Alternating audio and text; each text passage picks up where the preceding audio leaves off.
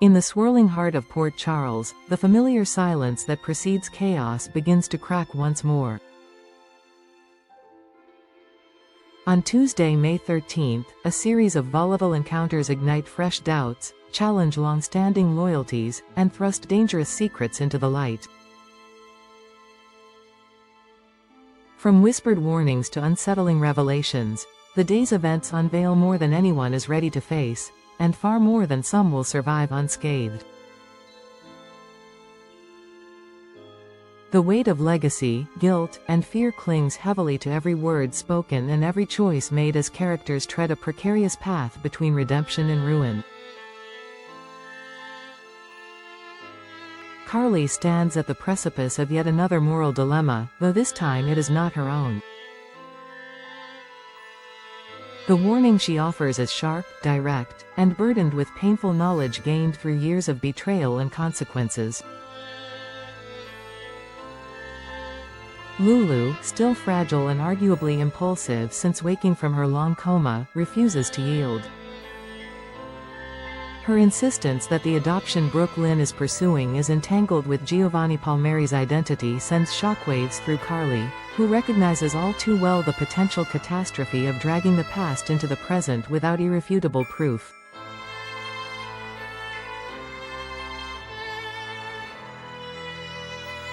The thought that Giovanni, Dante's son, could also be Brooke Lynn's child is too monumental a claim to explore recklessly.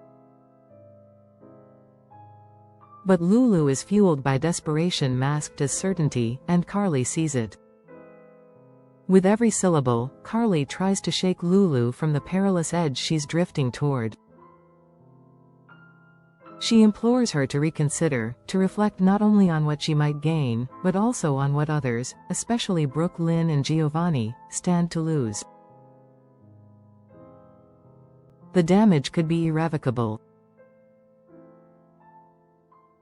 Carly, having watched families torn apart by half-truths and revelations born from vengeance rather than clarity, begs Lulu not to make that same mistake. Yet there's a distant look in Lulu's eyes, one that speaks to her own trauma, her own ache to reclaim something she believes was stolen.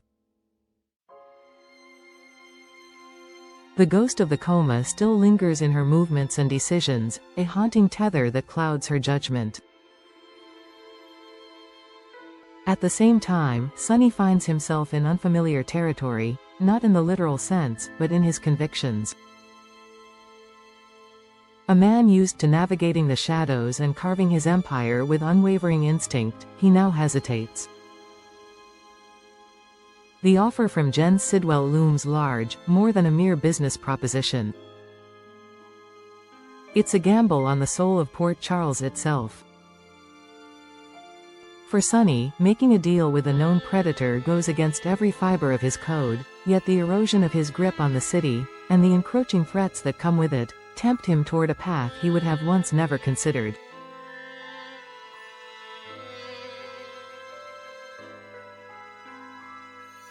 When Laura, ever the sentinel of Port Charles's fragile moral compass, learns of Sonny's contemplation, she is left reeling. The man who once fought to protect his family and turf from poison like Sidwell now debates whether joining forces is a necessary evil. Her outrage is not simply political or ethical, it's personal. Laura has witnessed the cost of compromise, of letting men like Sidwell in through the back door, and she refuses to let history repeat itself. But Sonny, worn by the tide of shifting power, sees no easy answer. His words, "Sometimes it's worth making a deal with the devil," do more than disturb. They signal a quiet surrender to a darker inevitability. Laura knows that if Sonny caves, the dominoes will fall faster than anyone can stop. Meanwhile, a quieter but equally treacherous storm brews in the academic halls where Emma Scorpio Drake and Jocelyn Jacks dig into a tangled web of fraud, lies, and intellectual theft. Emma, sharp-eyed and relentless, has long harbored suspicions about the professor who has charmed half the campus. But when whispers turn to evidence, especially in the form of a mysterious flash drive, things shift from suspicion to action. Jocelyn, determined not to let Emma's efforts fall into obscurity, promises to follow through. But promises in Port Charles have a habit of becoming prisons, and this one is no different. Emma's resolve has already made her a target, and now Joss could become collateral damage. The flash drive, it turns out, may not just contain plagiarized research. It might hold damning proof linking the professor to a broader ring of academic corruption, possibly even laundering money through university programs.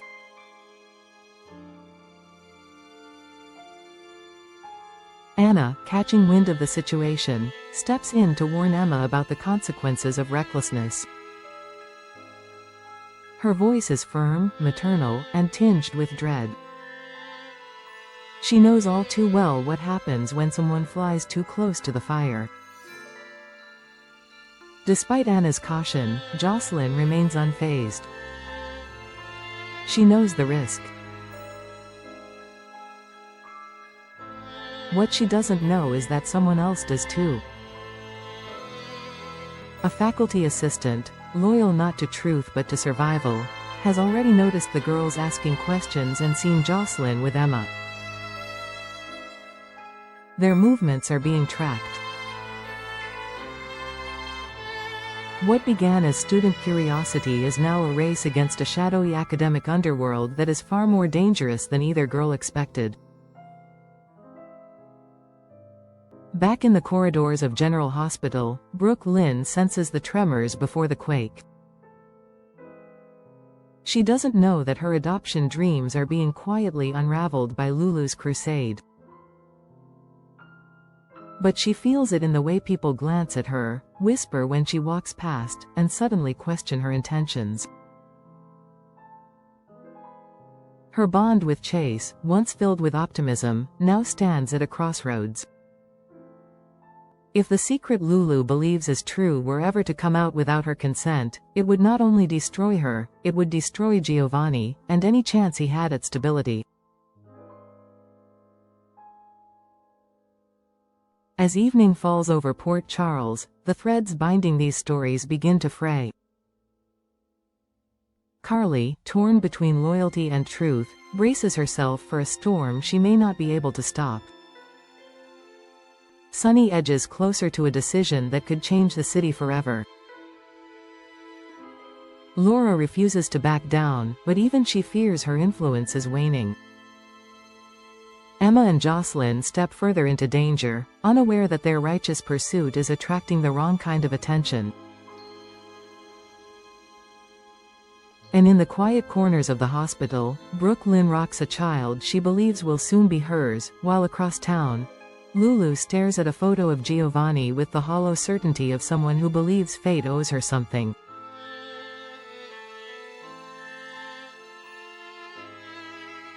No matter how these paths twist, the outcome is clear: nothing in Port Charles will be the same after May 13th.